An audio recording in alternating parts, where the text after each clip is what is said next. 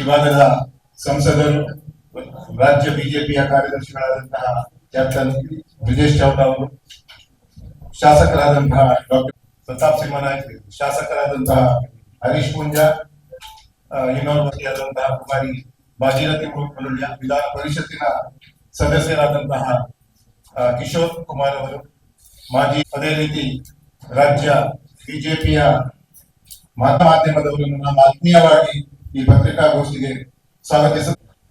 कुछ दिनों पूर्व भी मंगलौर आया था कार्यकर्ताओं के प्रशिक्षण, पंडित दीनदयाल उपाध्याय प्रशिक्षण महाअभियान की में हिस्सा लेने के लिए। आज मुझे पुनः मंगलौर आने का सौभाग्य मिला है। ये शहर देख करके मुझे बहुत ही आनंद हुआ है। यहाँ की सुव्यवस्थित सड़कें, सुव्यवस्थित ड्रेनेज का सिस्टम, सड़कों की सफाई, इन सारी चीजों के बारे में मैं अपने प्रिय कार्यकर्ताओं से पूछ रहा था। पहले से भी ये शहर सुंदर रहा है और जब से माननीय नरेंद्र मोदी जी ने इसको स्मार्ट सिटी में शामिल किया है, ये लोग रास्ते में आते समय मुझे वो कार्य जो स्मार्ट सिटी में हुए थे दिखाते हुए ला रहे थे। आज मैं माननीय प्रधानमंत्री जी के 12 साल एक प्रधानमंत्री के रूप में जो सफलतम कार्यकाल है और भारत के इतिहास में लोकतांत्रिक पद्धति से चुनी गई सरकारों में एक प्रधानमंत्री के रूप में सबसे लंबा कार्यकाल है। उस अवसर पर ये जो कार्यकर्ता उत्साह के साथ इस दिन को मना रहे हैं, इस अवसर पर मैं इनके बीच में शामिल होने आया हूँ। मित्रों, मुझे कहने में और कहना भी चाहिए, पिछले 12 वर्षों में जो भारत का अभूतपूर्व विकास हुआ है, चाहे आर्थिक क्षेत्र में, सामाजिक क्षेत्र में, शैक्षणिक क्षेत्र में, आध्यात्मिक क्षेत्र में और अंतर्राष्ट्रीय जगत में जो भारत का स्थान माननीय प्रधानमंत्री के पहले था और जो अब है, उसमें एक क्रांतिकारी परिवर्तन हुआ है। 2014 के पहले देश की अर्थव्यवस्था 1.9 ट्रिलियन डॉलर्स की थी और हम दुनिया के 5 सबसे कमजोर फ्रेजाइल देशों के एक देश का नाम माना जाता था। आज हम दुनिया के प्रमुख देश में से एक हैं। हमारी अर्थव्यवस्था 4.1 ट्रिलियन डॉलर तक पहुंच चुकी है। हमसे ऊपर जो 2-3 देश हैं, उनकी अर्थव्यवस्था और हमारी अर्थव्यवस्था में बहुत अंतर नहीं रह गया है। जापान है, जर्मनी है, इंग्लैंड है, इनकी अर्थव्यवस्थाएं करीब करीब हमारे बराबर की आर्थिक अर्थव्यवस्थाएं, किसी की 4.27 ट्रिलियन, किसी की 4.7 ट्रिलियन, किसी की 4.8 ट्रिलियन। लेकिन आज हम दुनिया की सबसे तेज विकसित होती हुई अर्थव्यवस्था है। अंतर्राष्ट्रीय युद्धों के नाते जो अमेरिका और ईरान में चल रहा, जो रूस और यूक्रेन में चल रहा, जो अंतर्राष्ट्रीय तनाव आए हैं और जो ऊर्जा का संकट आया है, हम गर्व के साथ कह सकते हैं कि इन सारे चुनौतियों का मुकाबला करने में हम सफल हो गए। और जो लेटेस्ट आंकड़े वर्ल्ड बैंक ने दिए हैं, उसके हिसाब से आज हम दुनिया की सर्वाधिक तेज विकसित होती हुई अर्थव्यवस्था है। 7.7% की दर से भारत की अर्थव्यवस्था बढ़ रही है। अमेरिका का विकास दर 2.6% है, चीन का 4.5 के आसपास है, इंग्लैंड का 0.7 है, जापान का 0.8 है, जर्मनी का 0.079 है। पूरे दुनिया में सारी चुनौतियों का मुकाबला करके अपने देश के विकास को एक निश्चित दिशा में ले जाने में जो सफलता मिली है, यह देश अपने प्रधानमंत्री नरेंद्र मोदी का इसके लिए आभारी हैं। माननीय प्रधानमंत्री जब से उन्होंने 2014 में दायित्व संभाला, उन्हें इस बात का एहसास था कि देश की सबसे बड़ी समस्या गरीबी है और गरीबों को न मिलने वाली सारी सुविधाएं। और आप सबने इस बात का गौर किया हो, उन्होंने प्राथमिकता के आधार पर एक सामान्य नागरिक के जीवन की जो भी जरूरतें होती हैं, भले ही उनके लिए आर्थिक रूप से संभव न हो, उन्होंने उन जरूरतों को उनके लिए पहुंचाने की सफलता पाई है।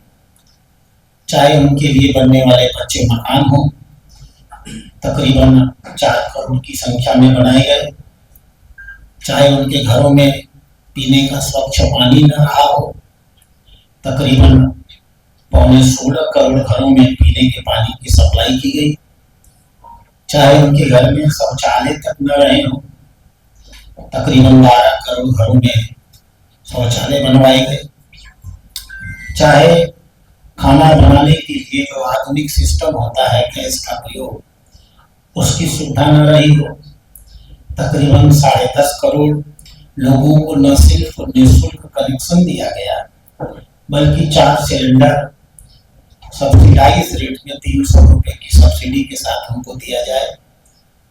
चाहे उनके गांव की सड़कें रही हो, हमने 70% सड़कों को बनवाने में सफलता पाई। उनके घरों में विद्युत का कनेक्शन रहा हो, उनके बच्चों के पढ़ाई लिखाई की निःशुल्क व्यवस्था रही हो, और सबसे बड़ी बात, घर में जो वयोवृद्ध नागरिक होते हैं, अस्वस्थ होने पर उनके इलाज में जो महंगा खर्च आता है, उस इलाज के लिए आयुष्मान भारत के माध्यम से 5 लाख रुपए तक का इलाज प्रति वर्ष रिकरिंग के रूप में किए जाने की व्यवस्था रही। भारत जैसी अर्थव्यवस्था ने पूरी दुनिया के सामने अपना एक उदाहरण साबित किया है। देश का विकास भी बहुत तेज हुआ है। आप सब कुछ आप में से आर्थिक पत्रकार भी होंगे।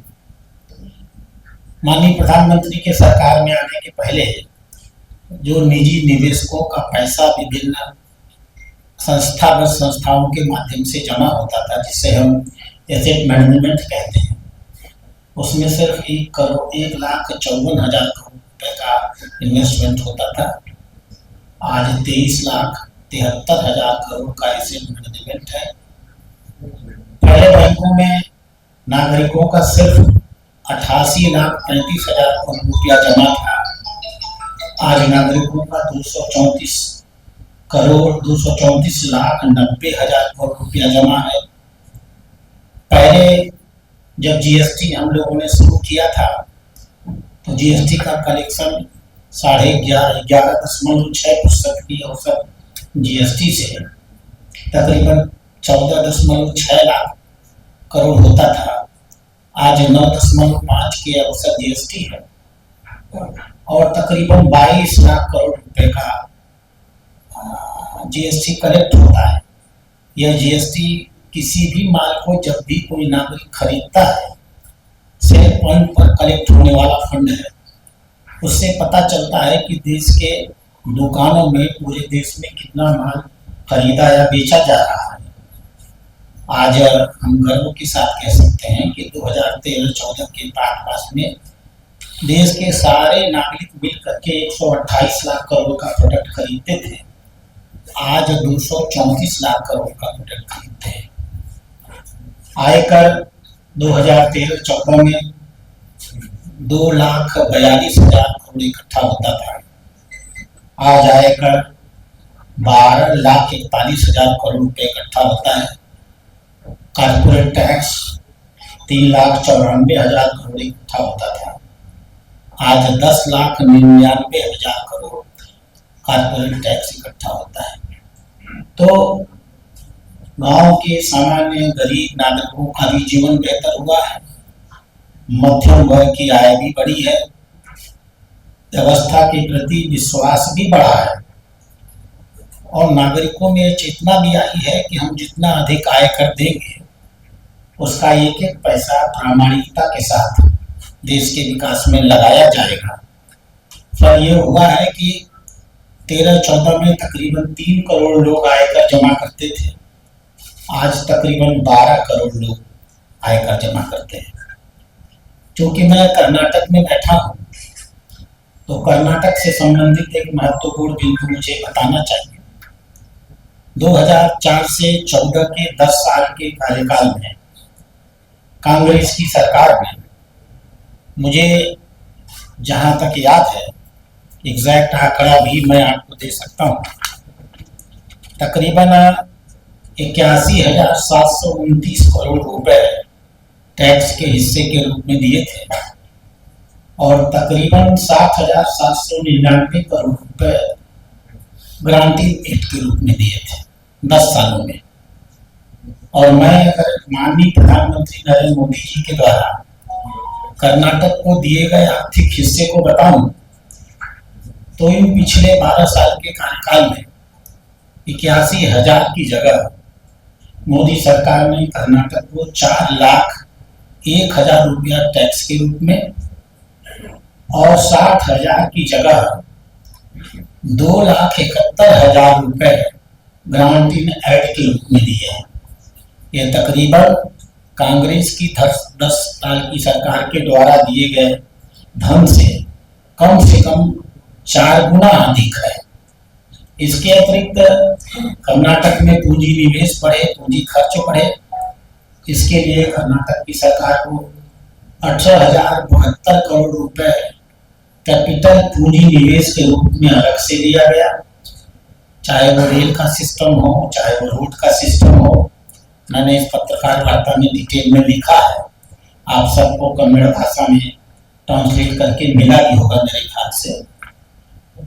हर सिस्टम में, अवस्थापना सुविधाओं में, नवोदय विद्यालयों में, केंद्रीय विद्यालयों में, धारवाड़ में IIT खोलने में, रेलवे स्टेशनों की खूबसूरती को बड़ा करने में और सुंदर करने में, 7 नए एयरपोर्ट का संचालन करने में, 2 नए एयरपोर्ट्स के बनाने की प्रक्रिया शुरू होने में, 3 वंदे भारत ट्रेन चलाने में या 1 वंदे भारत ट्रेन चलाने में। पिछले 11 सालों में माननीय प्रधानमंत्री ने कर्नाटक के विकास के लिए केंद्र सरकार की ओर से आर्थिक योगदान ऐतिहासिक रूप से दिया है। आप कुछ बातें पूछना चाहें, मैं प्रयास करूंगा आपको आपके प्रश्नों का जवाब दिया होगा ना कन्नड़ में? दे दिया। जरा बाकी उनको कन्नड़ में जो दिया गया है बात देखना चाहिए।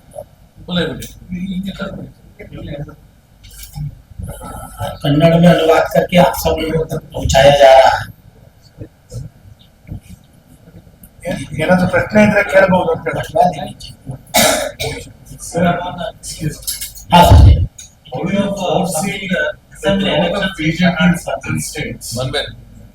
One by one would be much better. Since I am new to this place, you will not mind if I request you to introduce yourself. Yeah, my name is Darshan. So basically, we are running our own YouTube and अच्छा ठीक।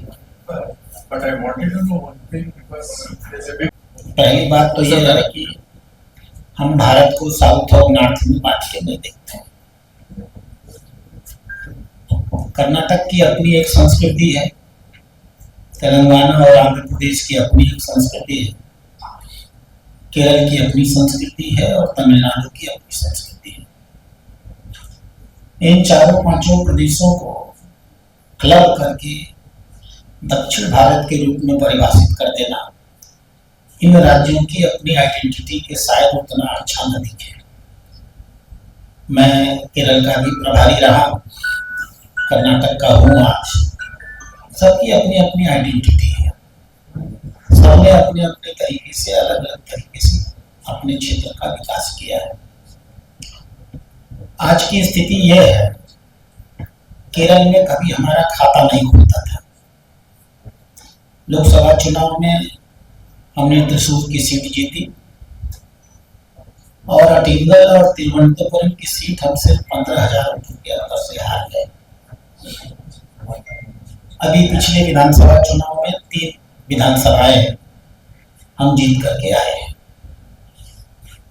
यानी एक जमाना था जब केरल में भाजपा का कोई नाम लेने वाला नहीं था। आज पूरे केरल में हमारी एक पहचान बन चुकी है। जिस कर्नाटक में हम बैठे हैं, 2007 में भाजपा नीति सरकार, 2008 में, 2018-19 में लगातार कई बार भारतीय जनता पार्टी की सरकारें रही हैं। विकास के क्षेत्र में हमने ऐतिहासिक काम किया था। 2023 के लोक विधानसभा चुनाव में ये सच है कि हम कुछ कारणों से हार गए। 135 सीटें कांग्रेस के पास आई और हमारे पास 66 सीटें आई। लेकिन अगर आप लोकसभा चुनाव का आंकड़ा देखिएगा तो 28 सीटों में से 19 सीटें भाजपा और जेडीएस ने मिलाकर के जीती, 17 भाजपा और 2 जेडीएस। कुल पड़े वोटों का 51.46% वोट इसी कर्नाटका में 2024 के लोकसभा चुनाव में हमको मिल चुका है। जो कर्नाटक की परिस्थिति दिख रही है, जिस प्रकार का भ्रष्टाचार कर्नाटक में है, जैसे कुर्सी के लिए इनके झगड़े चल रहे हैं और जिस प्रकार का ये तुष्टीकरण की राजनीति कर रहे हैं, जो 5 गारंटियों के नाम पर इन्होंने 53,000 करोड़ रुपए हर साल निकाले और इन पैसों को इन्होंने जनता तक पहुंचने भी नहीं दिया। यहाँ तक कि अब ये बेनिफिशियरीज कोर्ट में जा रहे हैं और मुकदमे कर रहे हैं कि भाई हमारे नाम पर पैसा निकाला है तो हमको दो। ये पैसा निकाल करके एटीएम की तरह इन्होंने कांग्रेस के हेड ऑफिस में पहुंचा दिया और पूरे कर्नाटक को उन्होंने खोखला कर दिया। कर्नाटक आज ऋण के भार से दबा हुआ है। तमिलनाडु एक ऐसा प्रांत है जहां कभी भाजपा का नाम नहीं होता था। स्थितियां पहले से बहुत बदली है। आज अगर सिर्फ सीटों के आंकड़ों से देखा जाएगा तो लोकसभा के चुनाव में हम 20 स्थानों पर नंबर 2 पर रहे हैं। विधानसभा में हमको उतना अच्छा रिजल्ट नहीं मिला है, लेकिन आज पूरे तमिलनाडु के अंदर हमारी एक पहचान बन चुकी है।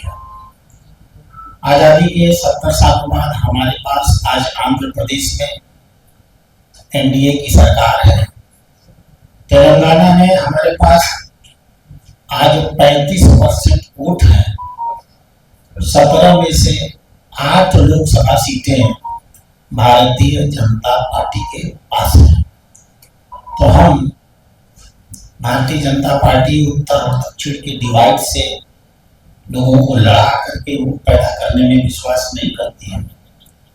हम धीमे धीमे अपना प्रभाव हर जगह बढ़ा रहे हैं। आने वाले चुनाव में आप जिन्हें दक्षिण प्रांत कह रहे हो और मैं जिन्हें कर्नाटक, केरल, तमिलनाडु और तेलंगाना कह रहा हूँ, हर जगह आप भाजपा को बहुत प्रभावी रूप में देखेंगे। I will ask Annamalai the strength of Annamalai. हमारी एक पार्टी है और हमारी एक कार्य पद्धति है। हम दीर्घकालिक नीतियों पर काम करते हैं। हम देश का एक लंबा भविष्य लेकर के चलते हैं और कल के लिए कोई राजनीतिक प्लानिंग नहीं करते हैं। तो हमारे सिस्टम में धैर्य राजनीति की पहली परिभाषा है।